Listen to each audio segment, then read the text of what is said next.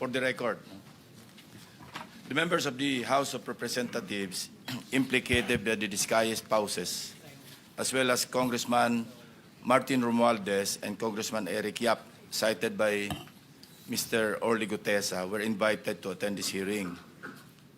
Incumbent congressmen were invited through a letter dated 12 November 2025 to Speaker Faustino Boji D. III of the House of Representatives.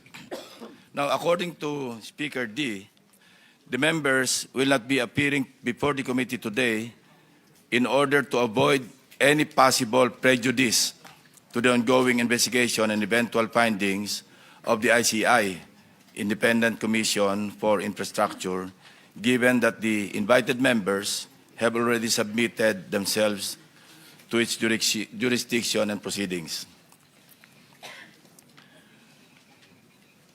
Mr. Saldico was similarly invited to appear before this committee. However, his lawyer, Attorney Rui Alberto Rondain, replied that Mr. Co is unable to attend, citing that he is still overseas due to medical reasons. Let me state clearly that this committee takes strong exception to the statement made by Attorney Rondain, specifically his apprehension, and I quote, "I'm apprehensive that any statement he," referring to Mr. Saldico, "may give before the committee will, at best, preempt any defense he may set up." Our invitation was directed to Mr. Co himself, not to his lawyer.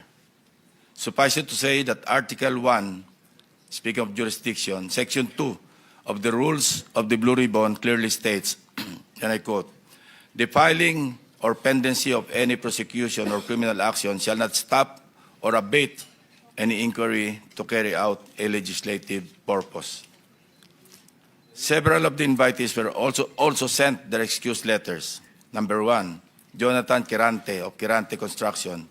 Excuse, needs to attend to personal operations and project sites affected by Typhoon Tino and needs more time to organize documents. Number 2, Yumir Villanueva of Top Notch Catalyst Builders. Excuse, prior engagement. Number 3, Engineer RJ Dumasig. Excuse, scheduled appearance at the DOJ at 1 p.m. today. The following also sent excuse letters based on alleged medical reasons. Engineer Gerard Opulencia, Regional Director, DPWH NCR. District Engineer Manny Bulusan, District Engineer, South Manila District Engineering Office. Commissioner Mario Lipana. The committee also sought the assistance of the Bureau of Immigration to obtain available information on the following individuals: Mark Bakiran Bunagan, Alan Colesio, John Paul Estrada, Orly Regala Gutesa, and Mark Texay. In the response letter dated 30 November 2025, the Bureau informed the committee that there is no record of departure for Mr. Bunagan, Mr. Gutesa, and Mr. Texay. Meanwhile, Mr. Colesio is confirmed to be in the country, having returned from a brief trip abroad from October 18 to October 24, 2025. In the case of Mr. John Paul Estrada, the reported aide of Mr. Saldico, the BI reported that he left the country on September 2, 2025, bound for Hong Kong, and has not returned to the Philippines to date. We're now coordinating with the Philippine Center for Transnational Crime, PCTC, to coordinate with Interpol to track the movement or movements of Mr. John Paul Estrada, as well as other personalities who are now abroad, whose attendance will be needed by this committee. Lastly, this representation received a copy of an order dated October 24, 2025, penned by Judge Carolina C. Ecasiano Sison, Executive Judge of the Manila Regional Trial Court, in relation to the investigation conducted by her office on the authenticity of the notarization of the Sinumpaang Salaysay executed by Mr. Orly Gutesa, allegedly notarized by Attorney Pechi Rose G. Espera.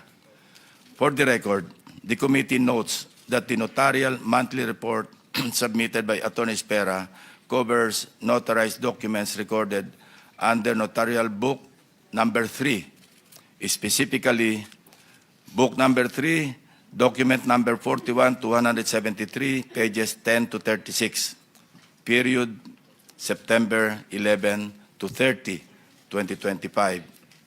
It is further noted that these details differ from those appearing in the sinumpang salaysay of Musgari Cutesa, which, on the other hand, indicates the following particulars. Book number 255, page number 51, or document number, 255, page number 51, book number 8, series of 2005. Furthermore, the order issued by Executive Judge Icasiano Sison looked into consideration the report prepared by Mr. Antonio Magbojos, Executive Officer of the Forensic and Scientific Service, Question Document Division of the NBI. After conducting a comparative examination of the specimen signatures, the NBI concluded that the questioned signature and the standard specimen signatures of Attorney Spera were not written by one and the same person. Since it was found that Attorney Spera has not notarized the sinumpang salaysay, her notarial details, including her signature, contained in the said document is falsified. As such, the order declared that there was no sufficient basis to hold Attorney Spera administratively liable in connection with the notarization of the sinumpang salaysay. With that said, let us start. We will recognize again the members of the committee in the order of their arrival. And the first to arrive is, as usual, Senator Erwin Tulfo.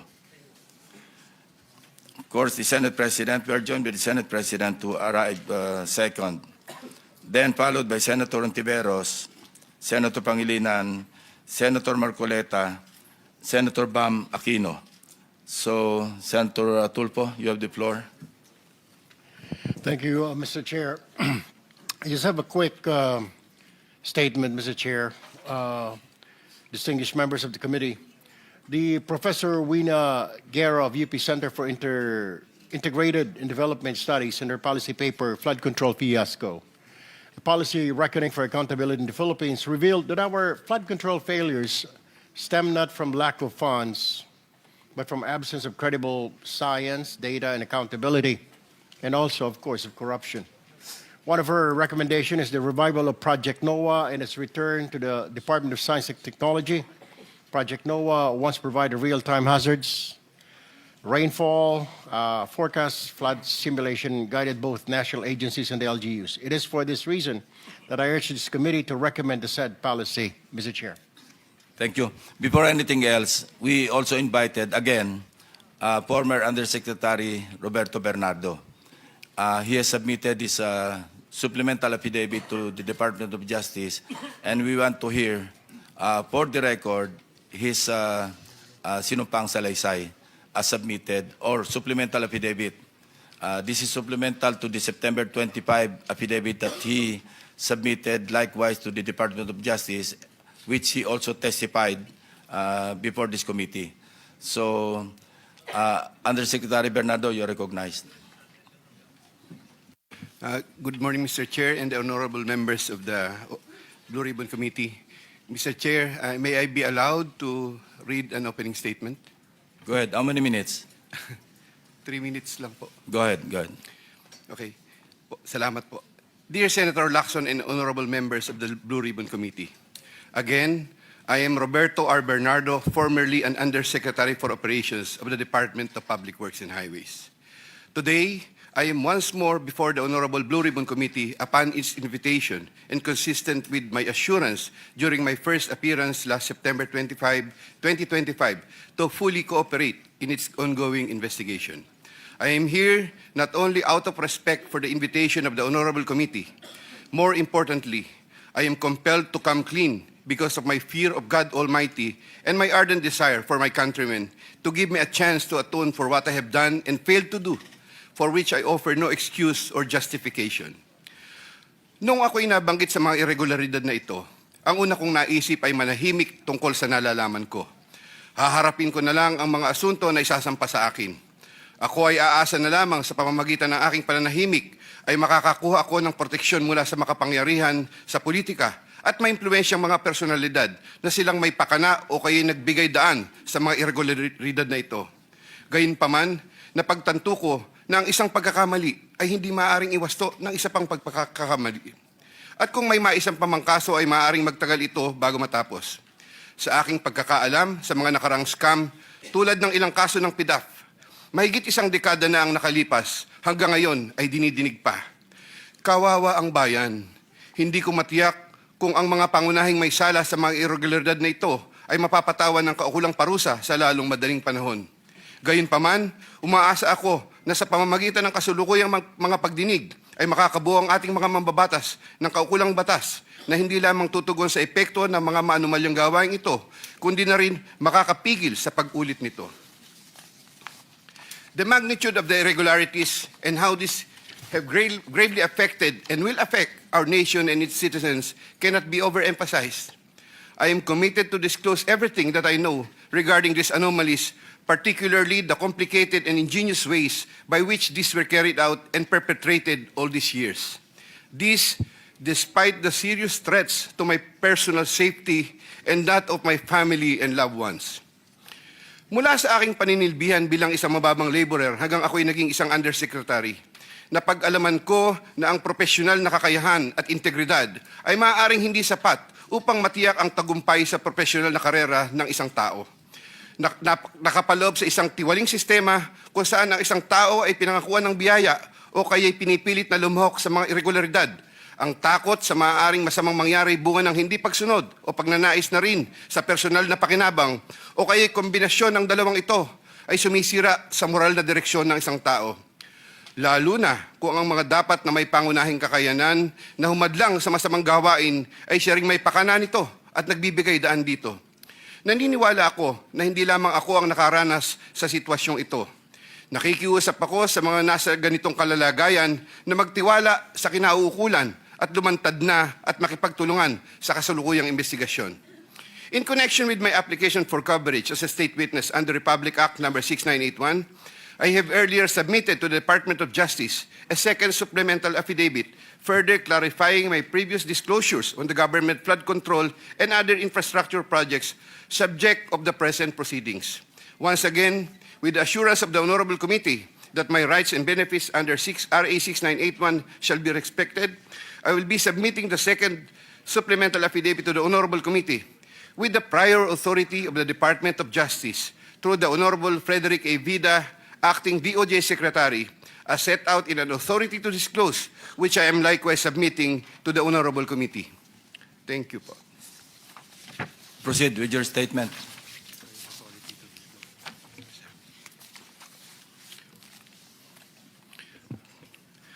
Second supplemental affidavit. I, Roberto R. Bernardo, Filipino, of legal age and a resident of Panlolo City, Bulacan, under oath, hereby depose and state. I am submitting this second supplemental affidavit consistent with my desire to set forth my knowledge about the irregularities in government flood control and other infrastructure projects, as well as to obtain peace of mind and preserve the truth. Among other factors, the contents of this second supplemental affidavit had to be violated by me by making reference to an assortment of personal notes and records, deep thinking, as well as confirming with persons certain details regarding the time, place, manner, and circumstances under which the events narrated hereunder occurred. Moreover, owing to the passage of time and the fact that I am no longer part of the DPWH following my retirement in August 2025, the process of collecting facts and details had progressed slower than expected, contributing to the delay in the submission of this second supplemental affidavit. Also, I would like to make clear that while the facts narrated below are based on my direct personal knowledge and fortified by official DPWH records, the kickback scheme pertaining to the collection and handoff of the commitments to the relevant public officers occur practically without any paper trail. A statement of facts available to all, applicable to all.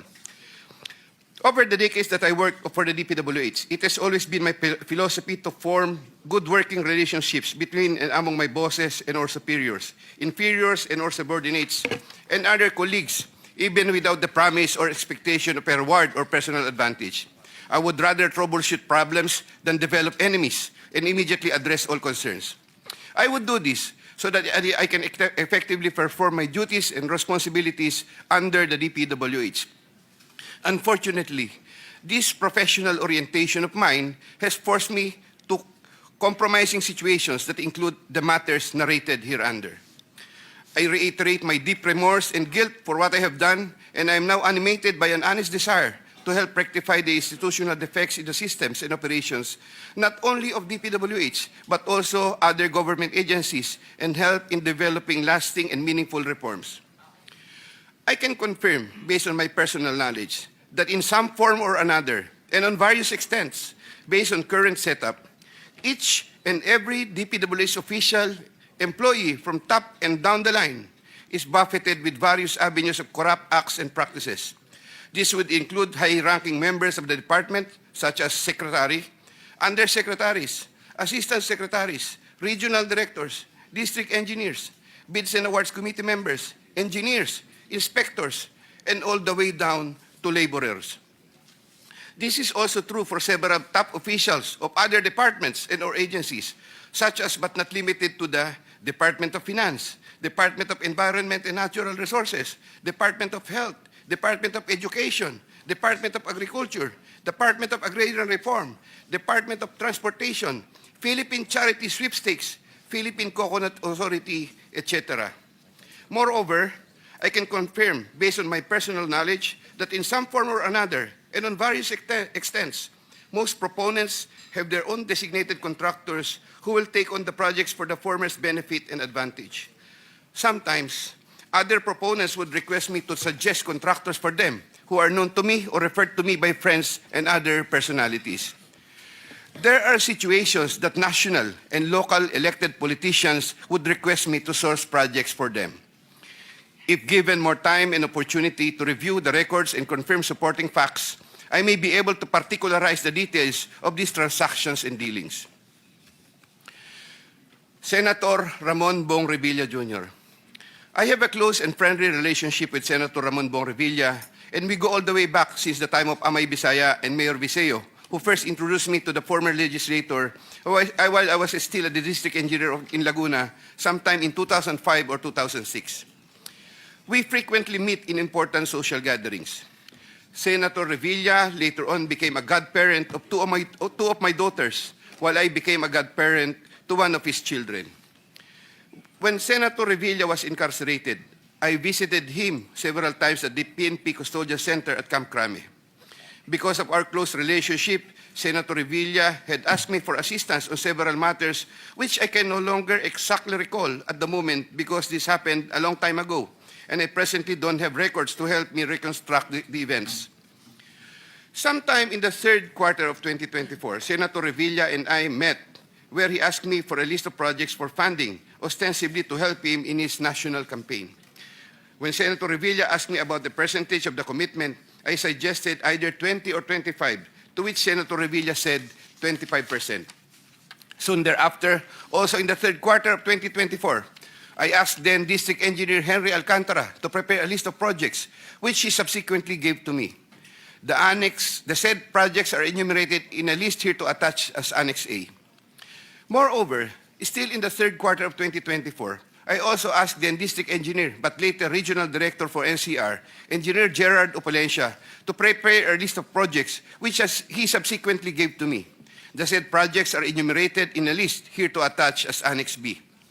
I had the list of projects totaling 1.5 billion submitted by Engineer Henry and Engineer Gerard, consolidated in one sheet of paper, and gave the same to Senator Revilla in the third quarter of 2024. With respect to the projects under the NEP and HGAB, I followed this up with Secretary Manny Bonoan upon request of Senator Revilla, who would also follow this up with Usec Cathy Cabral. The White House compound is the ancestral home of the Revillas with the large Blue Gate entrance at the time.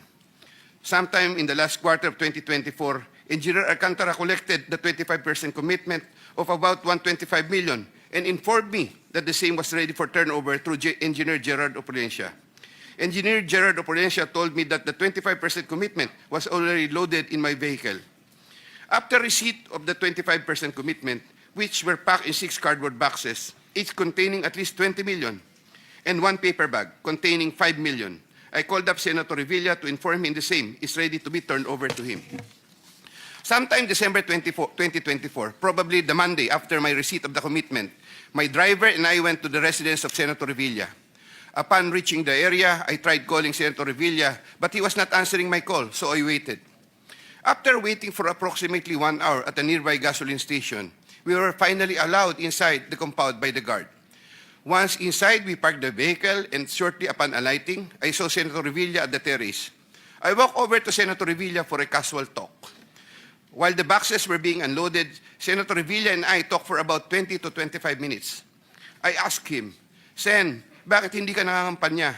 Senator Bong replied, "Okay naman pare, maganda results ng survey. Relax muna." The personnel of Senator Revilla helped in unloading the boxes.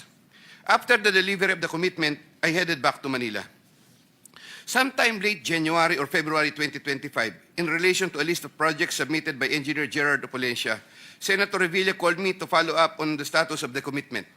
About a week later, sometime February 2025, I informed Senator Revilla that the same was ready for turnover. Before the start of the campaign period for national elective positions, I directed one of my aides to deliver commitment amounting to 250 million to the residence of Senator Revilla at the White House compound, Aguinaldo Highway, Bacoor, Cavite. Senator Nancy Binay. Carlin Yap Villa is the aide of Senator Nancy Binay, who transacted with me regarding the latter's projects and commitment. If I recall correctly, I first met Carlin in the year 2018 during the budget season at the Senate. Eventually, sometime 2019, Usec Trigib Olivar, whom I knew very well, endorsed Carlin to me.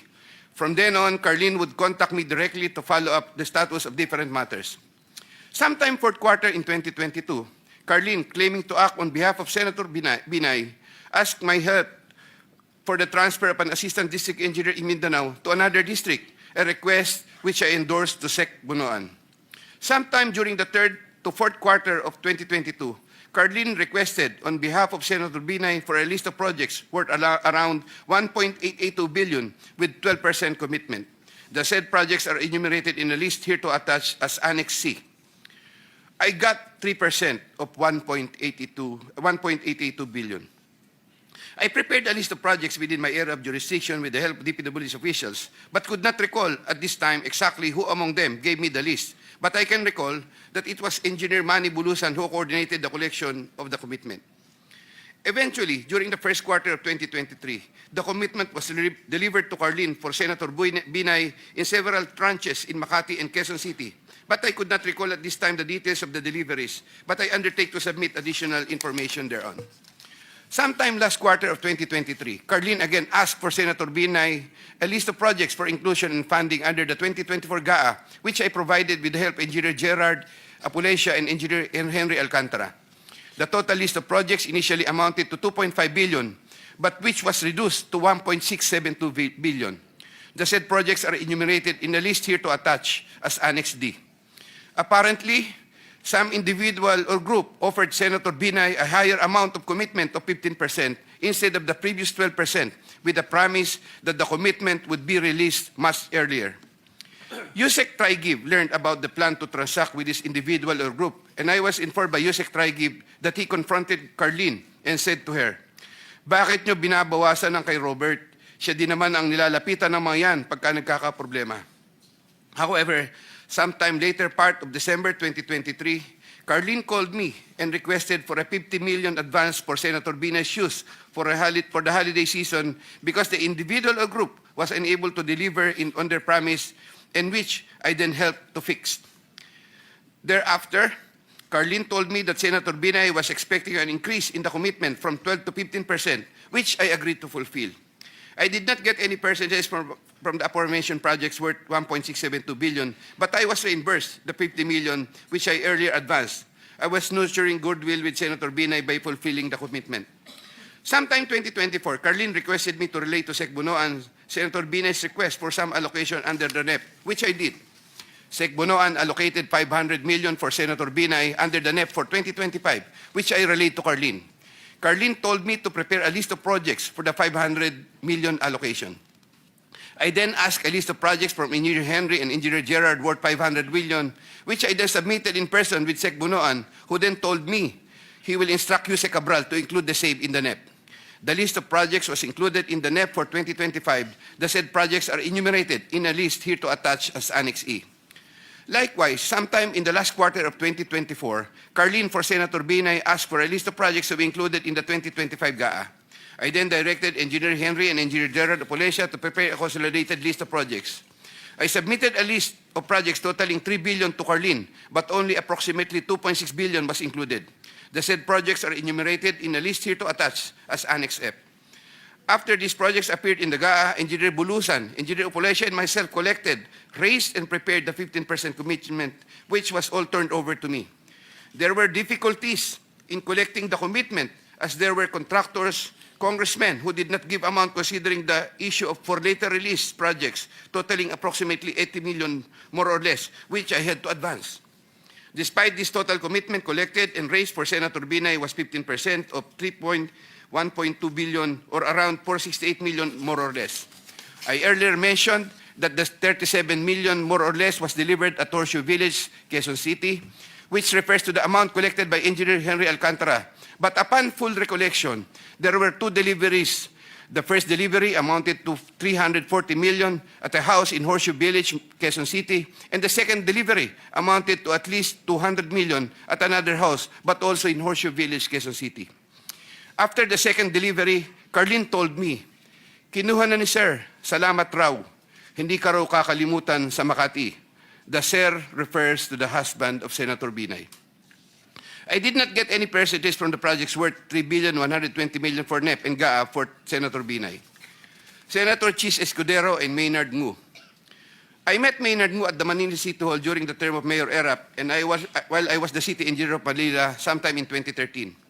Maynard Ngu is a familiar figure in the social political circles, as he would be handling substantial donations to politicians during election season, including the distribution of mobile phones. During the 2022 national elections, Maynard Ngu approached me and asked for help in raising campaign funds. I and other DPWH officials assisted Maynard Ngu in raising campaign funds. These frequent interactions with Maynard Ngu at the court helped me in building our mutual trust with each other, especially in favor of Senator Escudero, whose interest Maynard Ngu was actively promoting. Maynard Ngu was appointed Special Envoy to China for Trade, Investments, and Tourism in 2023. When Senator Chis Escudero became Senate President in 2024, Maynard Ngu approached me and asked for a list of projects for Senator Chis Escudero. Thereafter, sometime November 2024, I asked Engineer Opolescia to prepare a list of projects for Senator Chis Escudero following my conversation with Maynard Ngu. Thereafter, Engineer Opolescia submitted to me a list of projects for funding. The said projects are enumerated in a list here to attach as Annex G. For the projects located in Valenzuela, Engineer Opolescia, through District Engineer Ruel Umali, collected the money for the commitment for Senator Chis Escudero. He delivered the commitment at Diamond Hotel. We saw each other at the Diamond Hotel, and Engineer Opolescia told me, nasa inyo na po, boss. When I asked my driver to confirm, the driver told me, nasa akin na po, okay na po.